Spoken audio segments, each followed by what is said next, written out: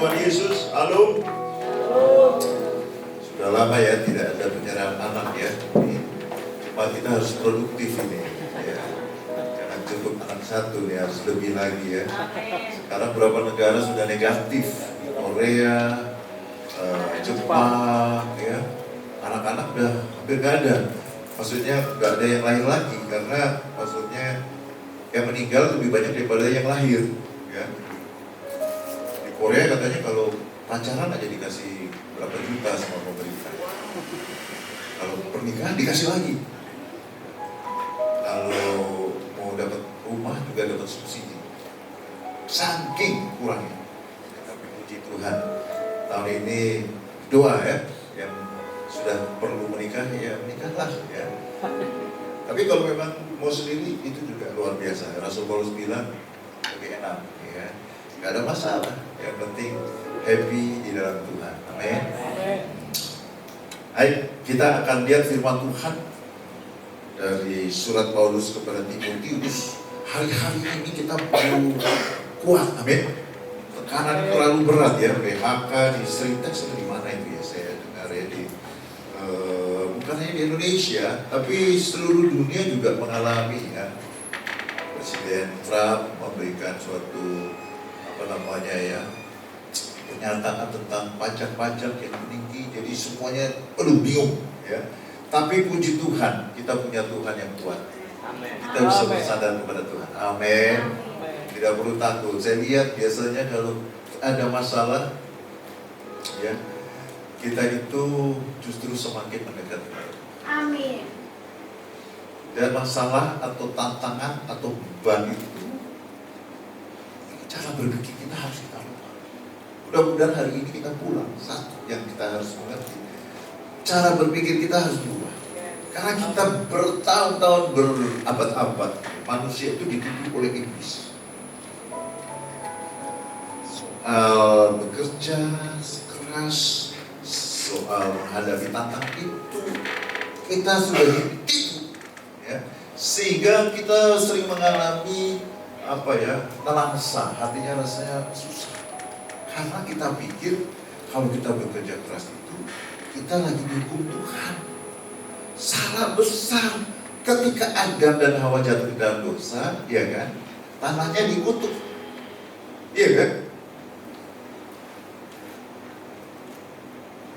Dan dia harus bekerja keras. Tapi bekerja keras itu sebelum jatuh dalam dosa itu sudah bekerja keras. Iya toh, mengatur Taman Eden. Maka dikatakan kamu harus menguasai dunia ini. Tuhan bekerja tidak? Tuhan bekerja loh.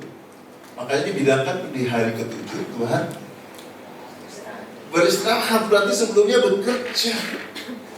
Tuhan Yesus di kitab Ibrani dikatakan dia senantiasa menjadi pengantara, bersyafaat untuk kita.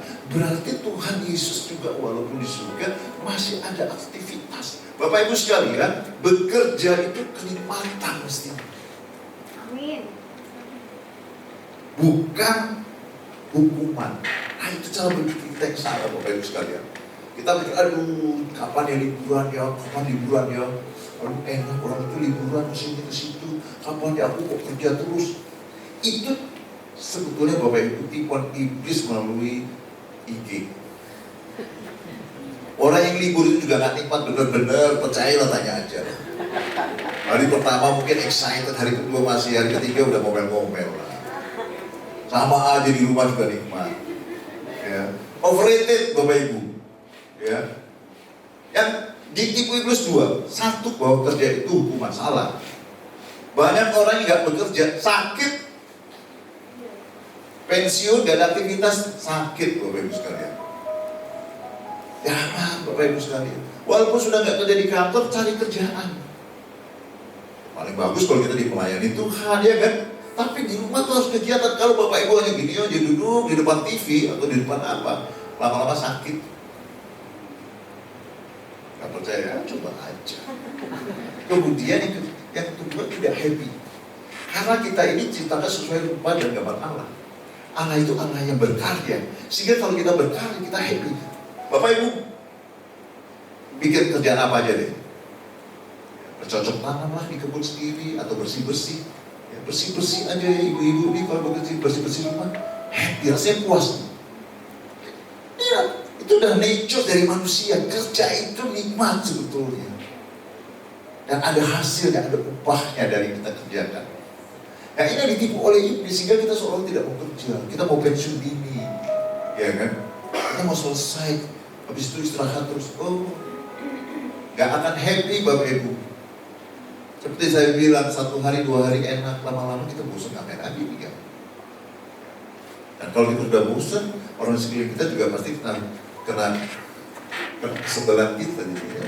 Sebel sama sebel, ya akhirnya rusaklah liburannya. Tapi Bapak Ibu sekalian, libur perlu, jangan salah, libur perlu. Makanya Tuhan Yesus katakan pada hari ke-7 dia beristirahat, ya kan? Kita ada waktu-waktu untuk berlibur, recharge. Tapi itu hanya 1/7 daripada 6/7 loh, iya kan? Kalau kita keliburan kepanjangan juga nggak happy, percayalah Bapak Ibu, nggak happy. Jadi cara berpikir kita itu harus kita rubah. Kita tidak menjauhi pekerjaan, kita nikmati, walaupun enak kita nikmati pekerjaan, kita rasakan seninya bekerja, berupaya melihat hasil kerja kita itu menjadi luar biasa. Yang menjadi sales, melihat tim salesnya bersama-sama mencapai suatu target pencapaian misalnya. Apapun pekerjaan, ibu rumah tangga demikian, melihat anak-anak yang dibesarkan, didoakan menjadi tumbuh sehat dan berprestasi. Suaminya terawat dengan baik, orang melihat keluarga kita semua di dalam perawatan yang baik oleh ibu rumah tangga. Itu semua Bapak Ibu sekalian yang harus menjadi cara berpikir kita. Banyak orang mikir, aduh kalau saya mati saya di surga enak banget. Baca Wahyu 22. Kita akan memerintah bersama Kristus selama-lamanya Bapak Ibu sekalian. Pemerintah itu emang cuma duduk-duduk, tidur-tidur. Kita kembali kepada rencana semula ketika Adam diciptakan, ya kan? Untuk berkuasa atas seluruh muka bumi. Itu kegiatan yang menyenangkan, yang happy. Ya. Bapak Ibu main monopoli aja, masih ada main monopoli. Dapat 2 petak tanah, 2 rumah aja udah happy sekali. Apalagi pemerintah bersama Tuhan Yesus, happy Bapak Ibu sekalian. Ya.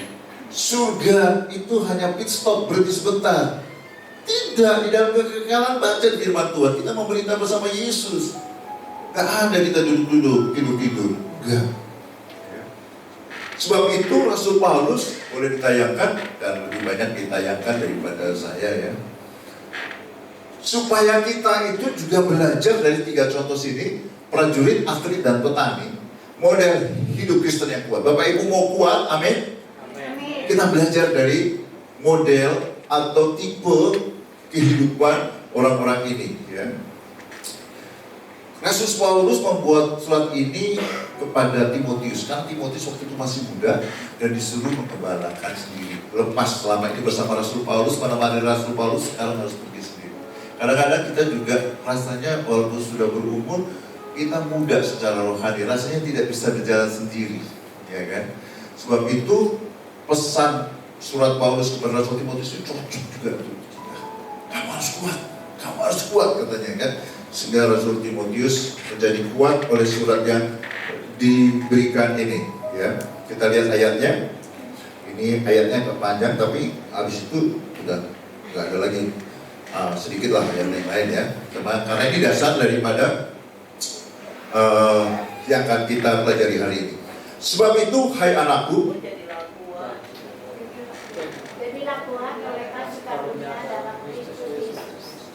oh mau baca sama-sama? Boleh. Saya pikir ada yang salah. Model hidup kekristenan yang kuat. Boleh satu-satu, 1, 2, 3. Sebab itu, hai anakku, jadilah kuat oleh kasih karunia dalam Kristus Yesus. Ikutlah menderita sebagai seorang prajurit yang baik dari Kristus Yesus. Seorang prajurit yang sedang berjuang tidak memusingkan dirinya dengan soal-soal kehidupannya, supaya dengan demikian ia berkenan kepada komandannya.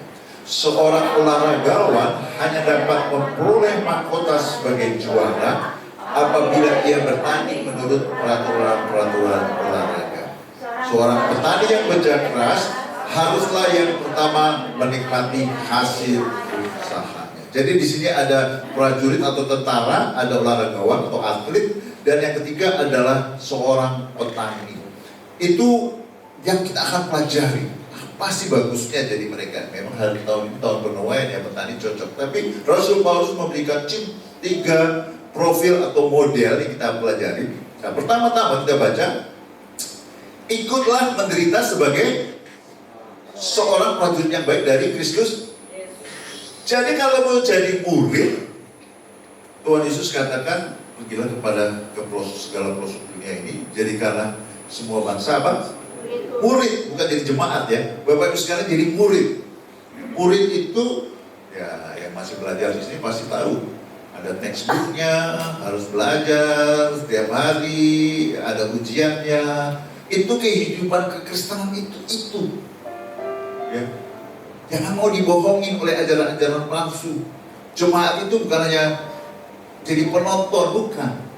Aktif sebagai murid. Kita harus belajar tiap hari dari kehidupan ini maupun dari firman Tuhan. Dan seorang murid itu enak atau tidak enak? Ya, itu sekali lagi persepsi ya. Orang bilang gak enak jadi murid. Tapi coba sekarang kalau kita gak belajar SD, SMP, SMA, kuliah, kita jadi apa? Ya kan? Berguna. Memang kadang rasanya gak enak. Tapi sebetulnya kalau kita nikmati juga ya. Anak saya di sini dulu suka belajar. Saya malas sekali belajar. Jadi nikmat belajar. Sampai tingkat 3 tuh nilainya A semua, gak ada yang di bawah A. Orang tuanya, om-omnya aja gak ada yang seperti itu. A semua. Tergantung kita mau nikmati atau tidak menikmati. Tapi secara umum bahasa dunianya, ikutlah menderita sebagai seorang prajurit yang baik dari Kristus Yesus. Kalau dalam terjemahan yang lain itu sebetulnya bukan penderitaan seperti orang sakit gitu Bapak Ibu ya, tapi lebih ke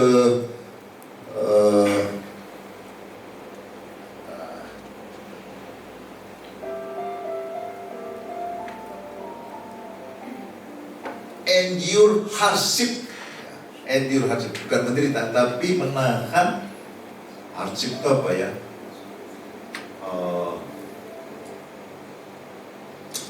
Hardship itu apa ya? Bukan penderitaan, hardship itu kekerasan apa namanya? Disiplin pengajaran latihan yang diberikan gitu. Bukannya kalau menderita kan kita gambarnya kita dipukulin setiap hari dong, dirotan setiap hari, bukan. Ikutilah menderita sebagai prajurit ini bukan dipukulin gitu. Tapi hardship, orang harus latihan, harus belajar, harus menghadapi ujian. Itu namanya hardship. Dalam hidup itu Bapak Ibu sekalian yang diberikan Tuhan Yesus. Tuhan Yesus tidak kasih penderitaan sama kita. Itu iblis yang kasih penderitaan. Yang mati katakan amin. Tapi di dalam hidup ini ada hardship, ada beban, ya, ada tantangan yang kita harus hadapi setiap hari. Semua orang, Pak, enak sekali kalau orang yang kaya itu, Pak. Percayalah, orang yang kaya itu juga malamnya kadang-kadang susah tidur, makan gak bisa, Bapak Ibu sekalian, karena utang juga besar. Makin banyak, makin kaya, utang makin besar. Percaya saja yang kaya. Pak John kaya, tanya utangnya kan utang perusahaan gitu ya. Kan ada, itu memang sebagai prosedur pembayaran ya kan, ada seperti itu, bukan yang utang-utang, tapi ada yang harus dihadapi. Nah, kemudian ada 3 hal. Seorang prajurit yang sedang berjuang tidak memusingkan dirinya dengan soal-soal kehidupannya, supaya dengan demikian ia berkenan kepada komandannya. Jadi artinya apa Bapak sekalian? Saya kasih jelas dulu ya. Kalau tentara itu mau perang, dia suruh perbekalannya suruh cari sendiri kan? Disediain. Ya disediain lah. Ada bagian namanya komisi apanya lah ya. Dia tinggal perang aja, logistik. Dia tinggal perang, Bapak Ibu sekalian. Kalau dia suruh cari makan juga ya gimana bisa perang. Jadi Bapak Ibu sekalian, ini sebetulnya pengharapan baik kita. Artinya apa? Kalau kita menghadapi hidup dunia ini, kita mengikuti Tuhan, Tuhan juga yang berurusan sebagai logistik kita. Yang mengerti katakan amin. Supaya dia bisa fokus, ya. Supaya dengan demikian dia berkenan kepada komandan suruh perang ke sana, dia pergi ke sana. Lalu ini kalau kita taat, Tuhan tidak mungkin meninggalkan kita. Amin. Kalau tentaranya kelaparan, yang rugi siapa?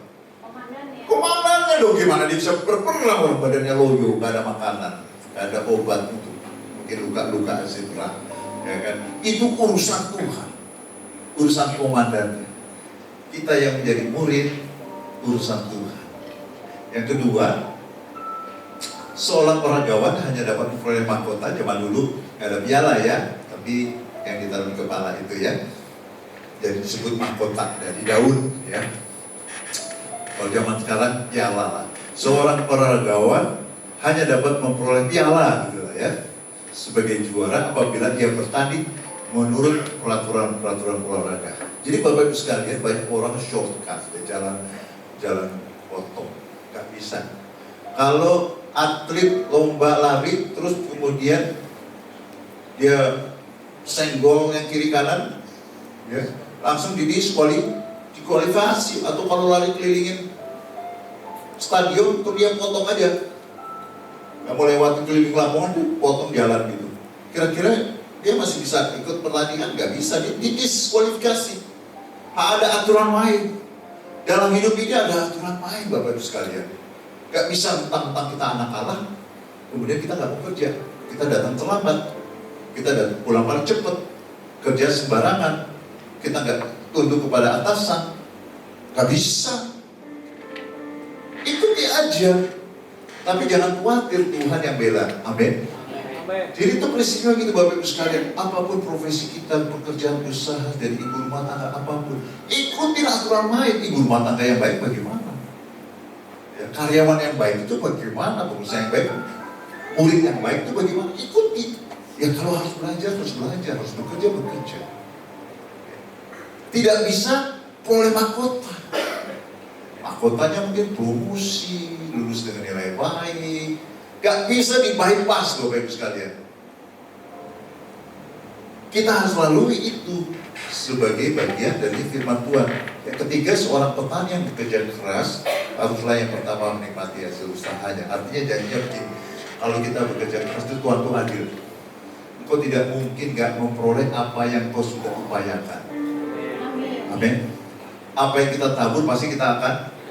Wah, Tuhan tuh adil, gak mungkin Bapak Ibu sekalian. Engkau disepelekan, engkau diinjek-injek, engkau dipermainkan, engkau dimanfaatkan, digunakan oleh orang.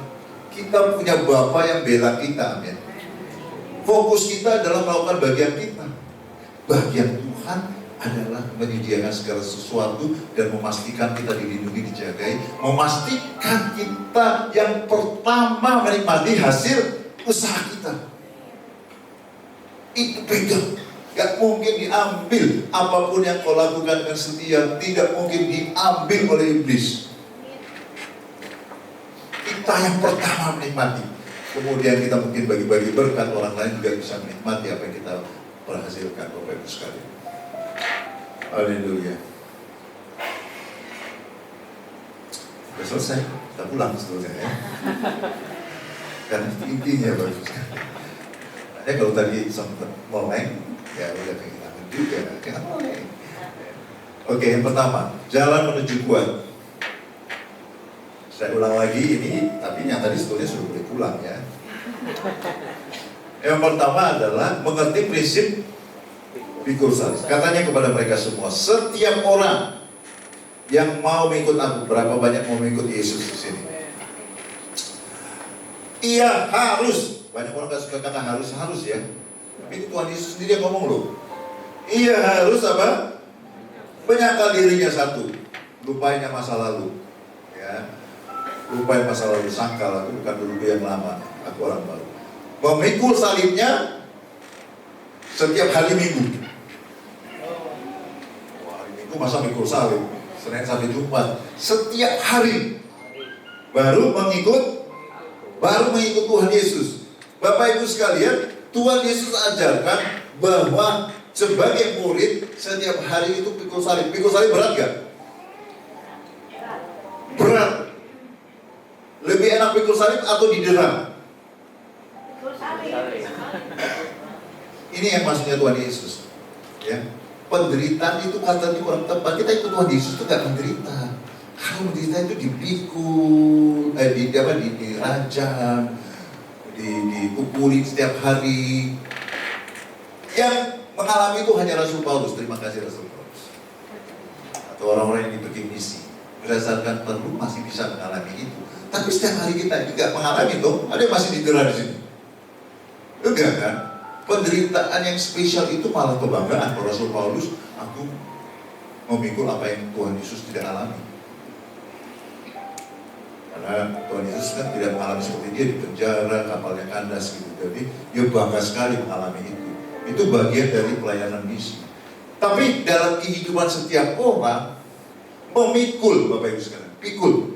Ada beban berat memang, tapi itu bukan penderitaan seperti orang dicambukin. Bedanya ngerti ya Bapak Ibu ya? Kita pikul, beban itu harus tertanggung. Tapi Tuhan Yesus bilang kan, datang kepadaku, ya kan? Karena bebanku ringan dan yang kuberikan itu enak. Artinya apa? Kalau bersama Tuhan tidak berat-berat amat juga. Tapi ada yang kita harus pikul. Jadi Tuhan mau kasih tahu bahwa kehidupan kita itu tidak enak-enak saja. Kalau cara berpikir kita bersalah, Bapak Ibu sekalian, habis kita. Ingat masalah di kantor kita langsung, aduh, Tuhan gak sayang saya, iya kan? Mengalami kegagalan, mengalami kebangkrutan. Padahal itu suatu pelajaran hidup yang harus kita lalui kalau kita mau mencapai kemuliaan. Kalau enggak, kita langsung bilang berarti Tuhan Yesus gagal. Orang dia dihukum, ditangkap, dipukuli, dihukum mati. Tuhan Yesus sendiri kasih contoh mencapai kemuliaan itu harus ada salib. Gak ada jalan pintas, gak ada pilihan lain, gak ada option kedua, gak ada. Gak enak juga. Kalau udah kita terima, udah kita jadi pikiran gak aneh-aneh. Senin harus kerja, ya begitulah salib saya, ya kan? Menikah kan, ternyata pikir happy juga nikah, ternyata harus cuci-cuci juga, bawa uang banyak-banyak untuk istri. Oh, saya dipikir susah, ya itulah salib saya. Pak Armanto senyum-senyum udah malah bisa hidup dia, nggak lagi susah. Repot Bapak Ibu, kalau engkau berpikir bahwa itu hukuman, engkau akan menderita. Engkau akan dituduh iblis, engkau akan dibully oleh iblis dalam pikiranmu, dan engkau akan merasa resah terus. Salah satu buktinya dengarkan lagu Pak Binsan ya, apa resah gitu ya. Tidak boleh ngobrol setelahnya. Tapi intinya Bapak Ibu sekalian, kalau pikiran kita udah salah, hidup kita merasa langsang. Itu harus diubah dulu Bapak Ibu sekalian hari-hari ini. Enggak, pekerjaan itu memang ya, beban pekerjaan itu memang setiap orang harus alami sebagai murid Kristus. Jadi kita tinggal mikirin bagaimana kita berusaha untuk menikmati. Amin. Gak bisa lari dari situ. Wah, tapi orang lain pekerjaan ini bagus. Kerjakan saja. Kalau Tuhan tempatkan kita, Tuhan Yesus melalui Rasul Paulus katakan ke jemaat di Kolose, lakukan itu seperti untuk Tuhan. Dia akan beri upah. Don't worry Bapak Ibu sekalian. Kalau kau sudah berdoa dan kau bekerja di suatu tempat, ya, gak mungkin itu kebetulan. Udah gak usah pikir yang aneh-aneh. Lakukan dengan baik seperti untuk Tuhan. Engkau akan dapat upahnya juga dari Tuhan. Bosmu gak kasih promosi, bosmu gak kasih bonus, Tuhan yang akan bisa gantikan itu. Kalau kerja untuk manusia, kita dapat upah manusia. Kerja untuk Tuhan, kita dapat upah dari Tuhan. Dengan dengan cara yang luar biasa. Pada kalau kesaksian banyak sekali. Kalau kesaksian nanti bagian waktu buat aja.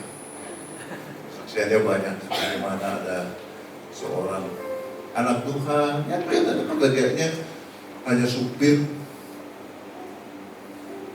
Tapi cara Tuhan bisa buat anaknya sekolah sampai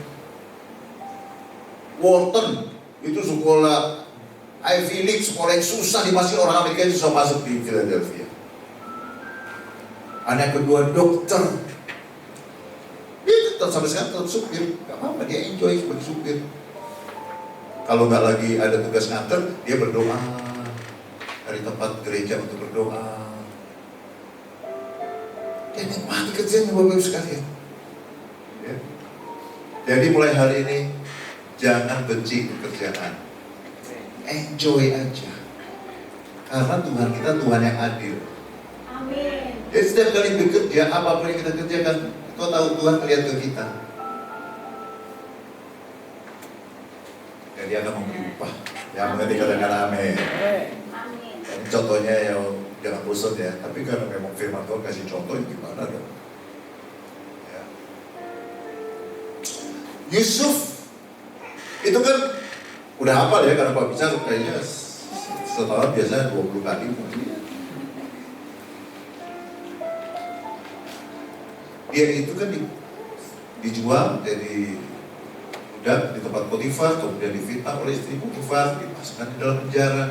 Dari umur 17 sampai umur 30 dia diangkat 13 tahun, dia melalui masa-masa penderitaan tanda kutip, salib yang dia harus tanggung. Tapi kalau kita baca di firman Tuhan, dia tidak bitter, dia tidak pahit Bapak Ibu. Kok aku begini? Aku dikasih mimpi, orang tua saya sembah saya. Iya kan? Matahari dan bintang-bintang sembah saya. Unggukan-unggukan gantung tunduk kepada saya. Tapi kok saya malah dijual?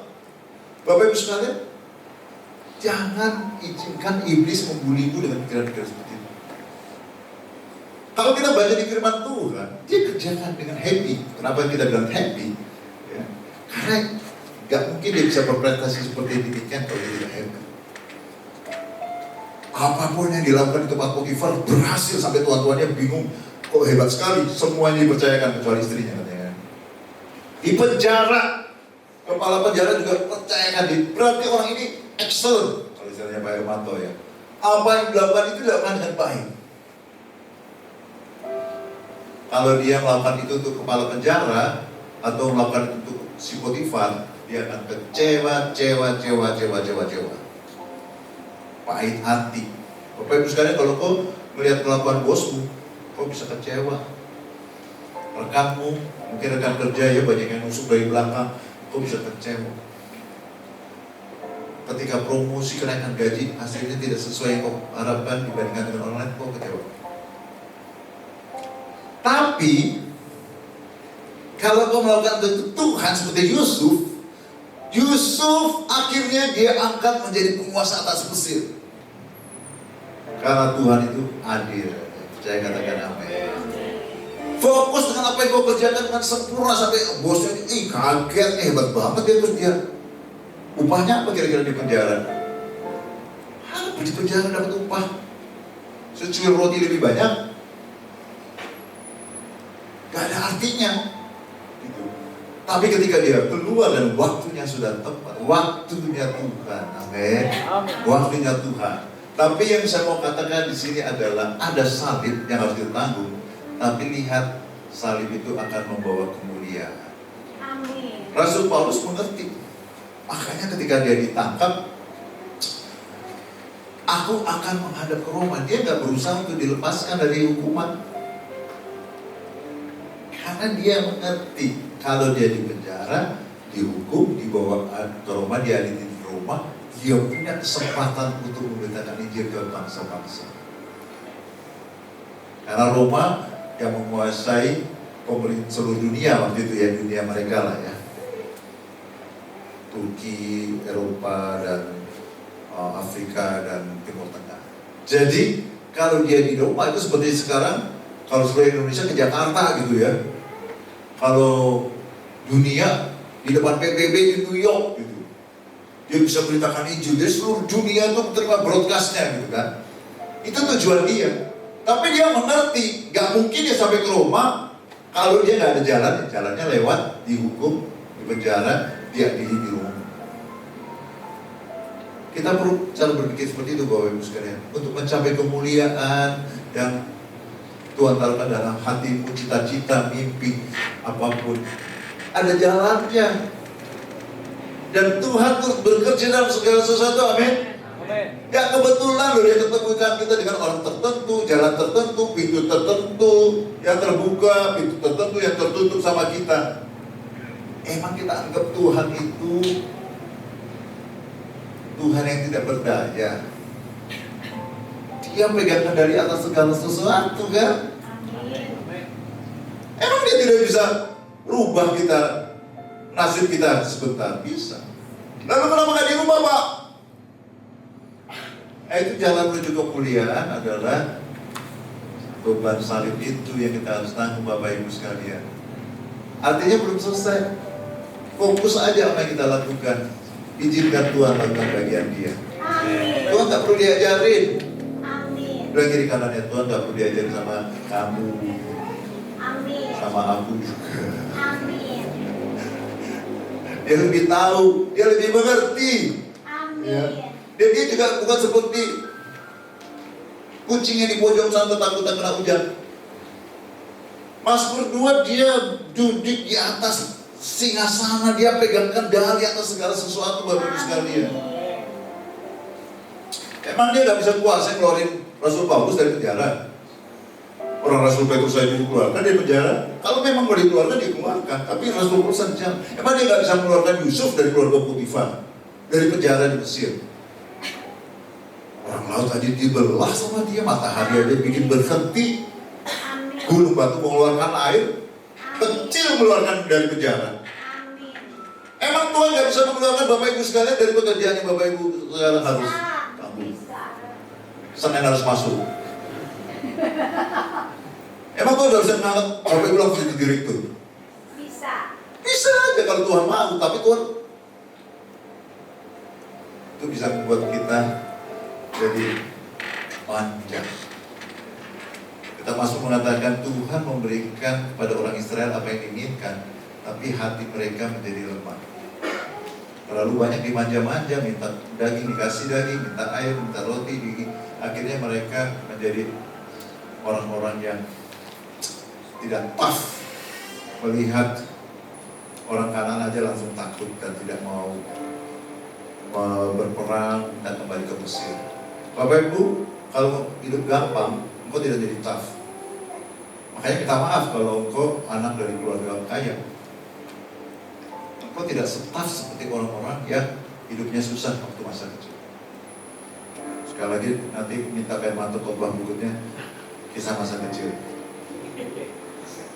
Pak Hermanto ceritakan hidupnya begitu tough, susah, untuk makan susah, untuk studi susah. Pergi ke Jakarta lagi.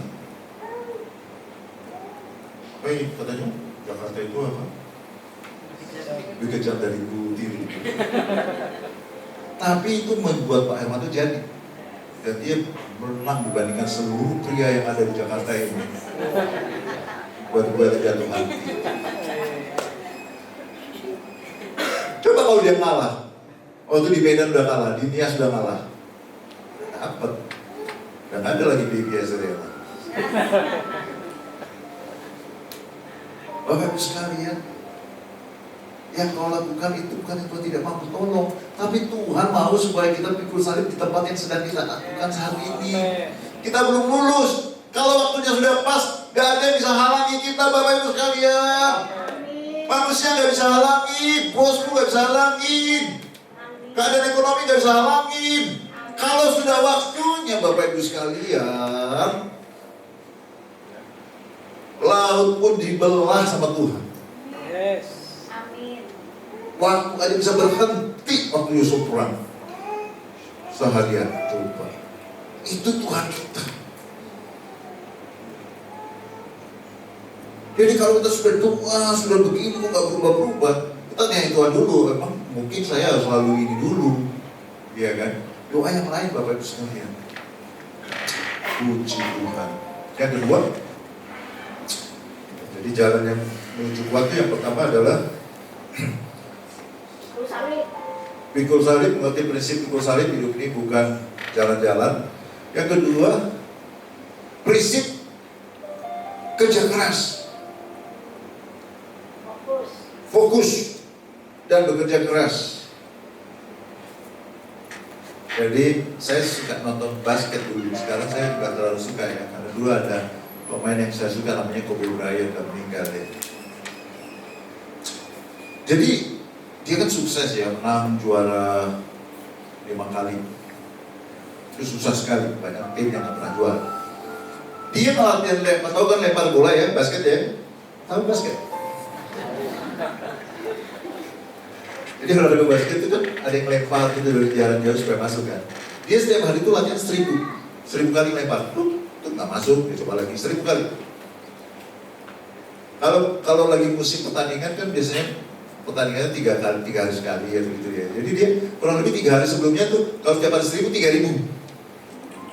Pas pertandingan dia paling ngelempar 30 kali. Itu kan pertandingan hanya 2 kali 12,5 jam ya, 12,5 menit ya kan. Dan ada tim-tim yang lain, nggak mungkin dia sendiri yang lempar kan, ada orang yang lain. Jadi setiap orang itu kalau saya perhatikan rata-rata paling 30-40 kali lempar kesempatan. Dan berapa persen yang masuk lah yang jadi nilai. Tapi untuk 20-30-40 lemparan itu, dia mau melatih 3000 kali Bapak Ibu sekalian. 3000 kali, baru yang lempar 30 kali di permainan sebenarnya, di pertandingan sebenarnya Bapak Ibu sekalian. Jadi orang sangat kompetitif. Jadi nggak mungkin Bapak Ibu sekalian kita datang ke kantor paling terlambat, pulang paling cepat, sambil kerja kita lihat YouTube, Instagram, makan siang paling lama, kemudian kita dipromosi. Pikir saya yang paling hebat. Urapan. Dalam nama Yesus. Bapak ini, kenapa? Semua orang juga tahu, nggak mungkin itu Bapak Ibu ya kan? Tapi kadang-kadang kita tuh punya pikiran yang salah Bapak Ibu sekalian. Ayo doakan saya, buat puasa, supaya saya naik promosi. Emang Tuhan nggak mau kita promosi. Cuma dia belajar, aduh malaikat tolong bangunin dia lebih baik. Udah Pak, bangunin lagi, udah 10 kali udah dibangun, nggak bangun. Ingatkan disuruh kerja keras seperti untuk aku kerja. Sudah Pak, ayo malaikat, sudah Pak. Dia suka IG Pak, atau main game kantor. Ya nggak bisa loh Bapak Ibu. Tuhan itu sekali lagi Tuhan itu adil. Bukannya Tuhan adil, Tuhan tahu kalau kita diangkat sebelum waktunya kita bakal jatuh. Banyak orang yang diangkat di karbit malah jatuh sekalian. Bukan hanya dia jatuh, dia membawa seluruh perusahaan, seluruh rumah tangga juga ikut jatuh. Ya.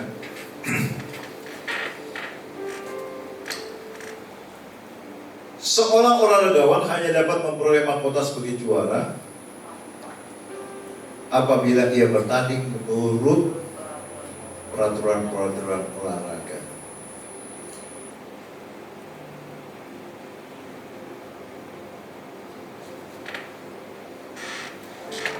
Semangat, amin.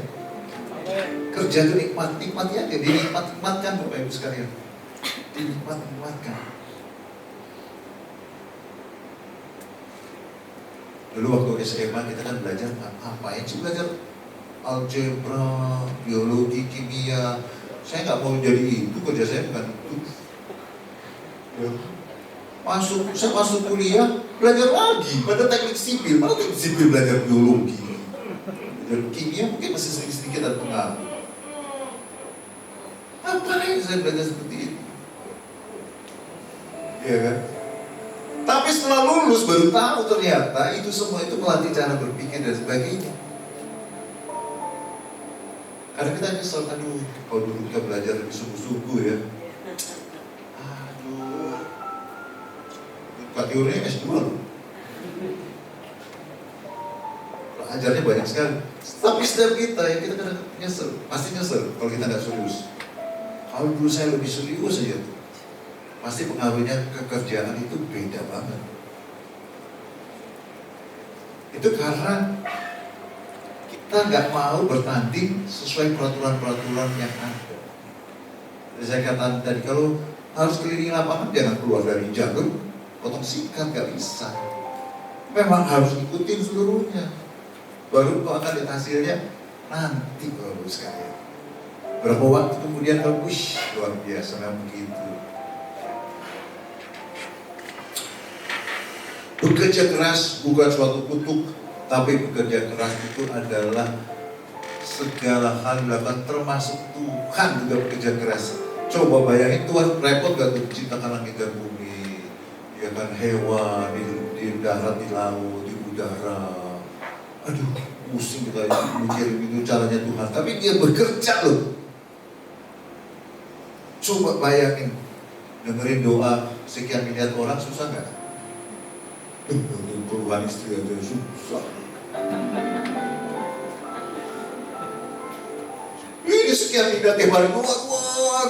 Yang orang Kristen maupun gak Kristen, emang yang gak Kristen gak didengar juga. Didengar juga, dia kan Tuhan yang menurunkan hujan pada orang jahat, orang yang baik. Dia kan, dia juga harus pikirkan juga.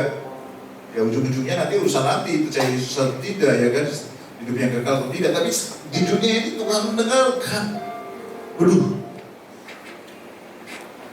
kerja keras Bapak Ibu sekalian, itu bukan hukuman. Itu bukan hukuman, nikmati aja. Walaupun susah dinikmati, nikmatin deh, ya. Karena kita baru merasakan hasilnya nanti. Yang studi ibu rumah tangga capek kerja kayak gitu terus, biar nanti hasilnya, ibu-ibu ya, hasilnya nanti ya, anak-anakmu, suamimu, keturunanmu jadi orang besar, bukan bapaknya, ibunya. Amin. Banyak orang bilang begitu, saya nyampein aja. Ibu yang luar biasa membuat anak-anaknya dan suaminya hebat. Iya kan? Yang terakhir. Oh ya, sebelumnya mereka yang kuat karena ikut aturan Maut. Daud bisa nggak bunuh Saul? Bisa. 2 kali loh dia punya kesempatan, di gua ketika buang air, ketika dia tidur di tenda, ya kan, di lembah. Daud bisa bunuh 2 kali. Tapi dia bilang, saya tidak mau membunuh orang yang diragukan Tuhan. Karena waktunya bukan begitu. Cara promosi dia bukan begitu. Pada saatnya Saul mati, dibunuh oleh orang Filistin, kemudian baru kerajaan Israel kekosongan pemerintahan, orang akhirnya mendaulat dia sebagai raja. Bapak-Ibu sekalian. Tapi sebelum melalui itu dia menghadapi dikejar-kejar, dia harus lari ke orang Filistin, tinggal di Siklag, macam-macam. Coba bayangkan kalau dia merenungkan, dia lagi berbaring di tendanya, dia mikirkan nasibnya, kok begini ya, bukan katanya aku diurapi, bukan katanya aku jadi raja, ini kok gak lengser-lengser si Saul ini. Itu mewakili kita kan? Katanya aku anak raja Tuhan, kok kerjaanku masih kayak gini. Itu pasti jeritan setiap orang Tuhan. Kok keuanganku masih begini. Daud mengalami itu belasan tahun. Yusuf mengalami itu belasan tahun. Tapi dia ikut aturan main. Kalau waktunya aku diangkat, aku gak mau serobot-serobot. Bisa loh. Anak buahnya bilang, inilah waktu dari Tuhan. Menerjemahkan lagi untuk Daud, waktunya Tuhan itu. Karena dikasih kesempatan untuk membunuh Raja Saul. Tidak semua kesempatan dari Tuhan, yang dikatakan amin. Ada kesempatan yang justru menjerumuskan kita, kalau bukan dari Tuhan. Samson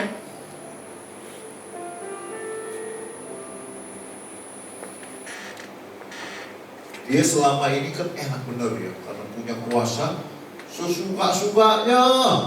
Udah dilarang untuk menikah dengan orang Filistin, dia kawin berapa kali sama orang Filistin. Apalagi gak boleh mabuk-mabuk kan ya, dia ikut mabuk-mabuk. Akhirnya Bapak Ibu sekalian, dia dibutakan di permainan. Tapi dia ikut aturan main. Aku selama ini suka aku, gak taat sama engkau. Kasih aku kesempatan sekali lagi dan melakukan tugasku untuk mengalahkan orang Filistin. Haleluya. Di hari itu dia membunuh raja-raja Filistin lebih banyak daripada ketika dia berpuluh tahun menjadi hakim orang Israel. Karena dia melakukan dengan cara yang benar, Bapak Ibu sekalian. Jadi bagian kita bekerja keras, bagian Tuhan menentukan waktunya mempromosikan kita, yang mengubah keadaan keuangan kita, itu bagian Tuhan. Dan gak usah ngajarin Tuhan, karena Tuhan paling tahu lebih daripada siapapun juga. Yang terakhir, jalan menuju kuat, menantikan dan percaya bahwa Tuhan itu adil. Seorang petani yang bekerja keras haruslah yang pertama menikmati hasil usahanya. Benarlah perkataan ini, ayat di bawahnya, ayat 11-12-nya, jika kita mati dengan dia, kita pun akan hidup dengan dia. Jika kita bertekun, kita pun akan memerintah dengan dia. Artinya ketika dia bertekun, dia mengalami semua beban pikul salib, ada kemuliaan yang menantikan dia. Rasul Paulus, saya kira 12 murid pun akan iri. Dia melakukan lebih dari ada 12 murid lakukan. Sampai seluruh dunia zaman itu, zaman dunia waktu itu kan belum sampai ke Asia dan sebagainya. Itu dia jelajahi itu tindakan Injil. Sampai dia bilang, orang mau berbangga, tapi dia nggak bisa mengambil satu fakta. Aku yang menabur benih di situ duluan. Ya kan? Apa namanya, Galatia, Efesus, dan semuanya itu bagus sekali. Dan ganti separuh Alkitab Perjanjian Baru ditulis oleh dia. Tapi kemuliaan itu dialami justru karena di penjara. Banyak surat-surat itu ditulis ketika dia di penjara. Coba kalau di penjara dia, kok gini ya, kok gitu ya. Coba ada game, main game aja gak usah tulis surat-surat. Bisa. Tapi dari perenungan dia di penjara, dia menulis, bukannya dia minta dihibur, dia malah menghiburkan jemaat-jemaat. Kemuliaannya baru dirasakan setelah dia mati bahkan. Setelah Tuhan Yesus kan orang bilang Rasul Paulus pengajarannya. Iya kan? Rasul Petrus hebat, Rasul Yohanes hebat, tapi tulisannya gak banyak. Jadi kebanyakan ajaran yang kita pakai itu ajaran Rasul Paulus. Setelah ajaran Tuhan Yesus tentu saja. Jika kita bertekun, kita pun akan ikut memerintah dengan dia. Ayo kita katakan sama-sama, jika kita bertekun, kita pun akan ikut memerintah dengan dia. Sekali lagi, jika kita bertekun, kita pun akan ikut memerintah dengan dia. Percayalah, Tuhan itu adil. Amin. Tuhan itu adil. Amin. Apa yang kita tabur pasti kita tuai. Kita tabur kerja keras, serius, fokus, kesungguhan, hati yang tulus. Semuanya pasti diperhitungkan oleh Tuhan. Karena Tuhan kita tidak pernah mau berhutang, Bapak Ibu sekalian. Tidak mau berhutang. Semua janjinya pasti dikenal. Bagian kita gak usah mempertanyakan Tuhan, gak usah mengajari cara Tuhan. Lakukan bagian kita. Fokus, tekun, bekerja keras. Nikmati kerjamu.